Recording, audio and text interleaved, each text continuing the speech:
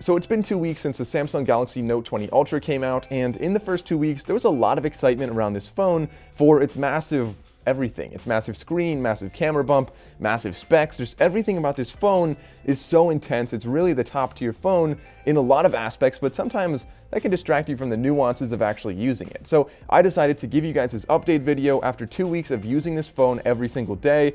And I want to break down the little pros and cons that you'll notice after using this, after you get past the big specs. So what is this phone actually like to use for, 2 weeks, for example? So I'm going to go in a kind of a pro-con layout. And to be clear, even if some of the cons seem small and nitpicky, I overall really do like this phone. And I'm just trying to share everything I noticed from the past 2 weeks. And I want to start off with the first con. It's kind of an interesting one. I know I talked originally about the camera wobble, which is definitely a big drawback you'll notice right away with this phone, is if you set it down without a case on a table and you try to use the S Pen, it rocks back and forth so severely that it's almost unusable. So you really have to hold it if you're using the S Pen, or you have to get a case. And when you get the case, in order to get a case thick enough that actually covers up the camera bump, you're going to have a really chunky phone then. It's going to be a lot thicker, a lot heavier when you're putting it in and out of your pocket. So that's definitely a drawback right there. But kind of a little subtle nuance with that is actually the wireless charging. I found that some of the wireless charging pads I have, if I set it down, first of all, without the case, you have a gap there. Now, gaps are not necessarily bad, but it could potentially slow down your wireless charging.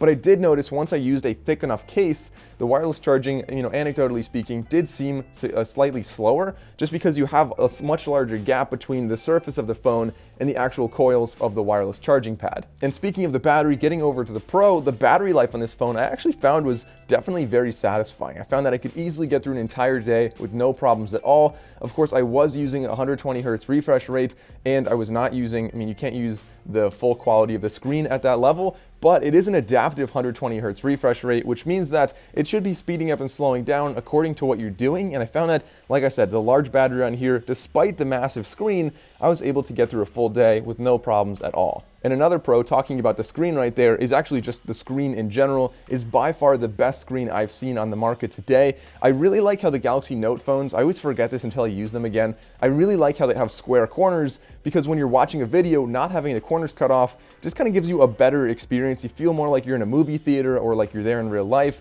I just really like having that on the screen. Of course, it's very, very bright. It's very vibrant, very fast, really a great screen overall. I think a lot of people knew that from the original reviews. And getting over to another small con, I noticed that the lowest brightness this gets, so first of all, the brightest is awesome. When you're in broad daylight, you can easily see the screen, but the dimmest it gets is really not that dim. So if you wake up in the middle of the night and you look at this phone, it's going to be blinding because it's such a big screen, and even at its lowest setting, it's still relatively bright. Getting back to some cons, I noticed that this phone, despite being so expensive, does not come with extra pen tips, does not come with an OTG adapter, does not come with earbuds, and doesn't come with an earbud dongle or a USB-C to auxiliary port dongle. So those kind of things, I kind of feel like they should be coming with this phone at that price point. I didn't realize that I really wanted those until a few days later. I ended up going out and buying some. I had some kicking around, but you just lose those over time. Now back to another positive with this phone, the overall aesthetics. I think people knew this originally, but I've been getting so many compliments on this phone when I'm going around without a case. With a case, I get far fewer compliments because people just say, wow, that phone is huge. But, as you can see right here, looking like that without a case, you get so many people complimenting it. It looks really, really premium. It's an excellent design. And overall, I'm just very satisfied with this. And actually, talking about something else interesting, in my original review, I said that there was no microphone on the back.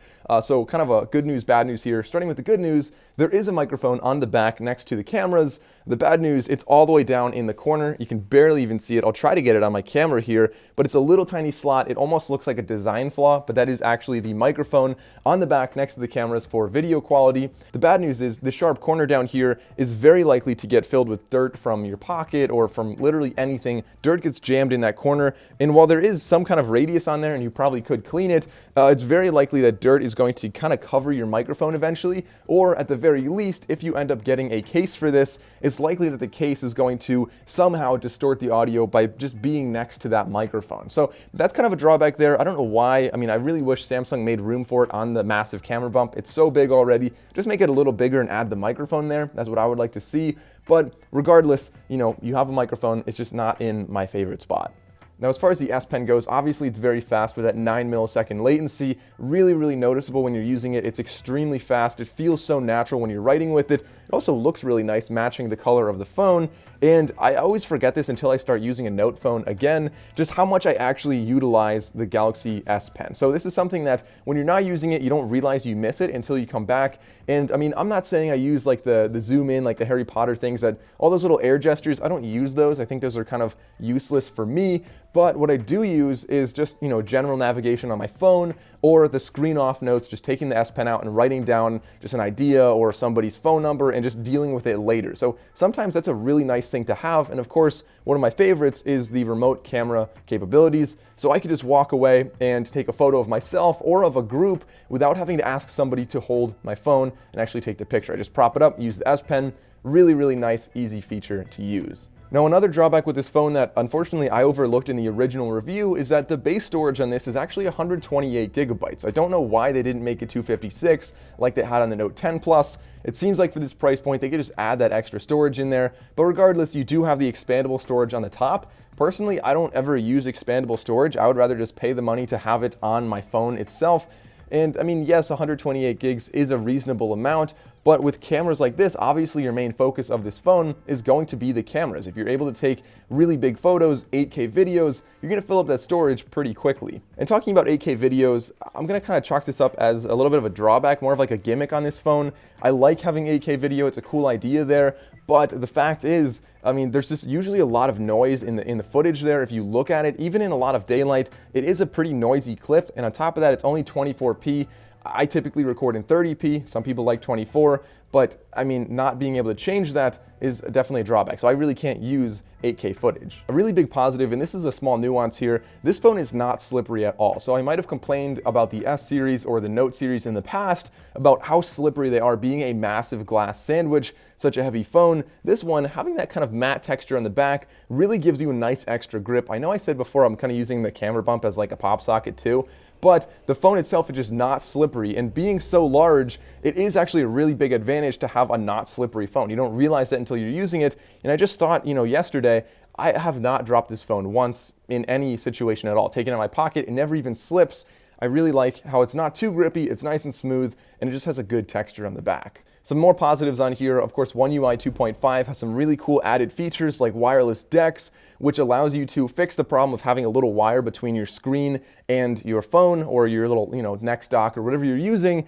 Instead, you can just have it totally wireless now and put your phone somewhere else, charge it somewhere else, and use it on your TV or on a monitor. Whatever you're doing, it's really nice to have wireless DeX. On top of that, we have other things like nearby share on here, which I am using. It's really nice to have that. And I mean, finally, it's the AirDrop alternative, right? So there's a lot of cool features on One UI 2.5, not necessarily specific to this phone. It's rolling out on the S20 now, but just a really nice feature that I noticed after 2 weeks. Now, the last drawback I want to talk about is really more of a small thing than anything, and that is that the phone does tend to get a little bit warm if I'm using the cameras and really pushing it, especially in like 8K video. The top of the phone definitely starts to get a little bit warmer. It doesn't get too hot, but it gets warm enough that I think if I used it for a longer period of time, it might start to get a little bit hotter.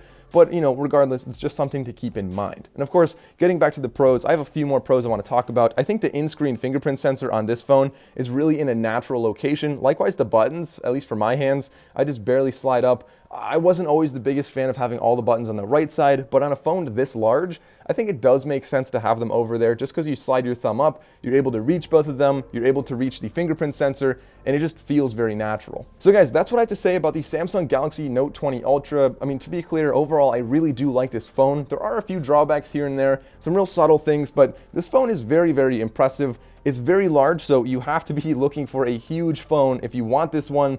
A lot of people that I showed this to said, that phone's too big for my pockets. But comment down below, let me know what you guys think of the Galaxy Note 20 Ultra, if you think you'll be buying it or not, what features you like or dislike about it if you've had the phone and been using it. But thank you all for watching, guys. If you enjoyed this video, please consider liking and subscribing. I'll see you next time.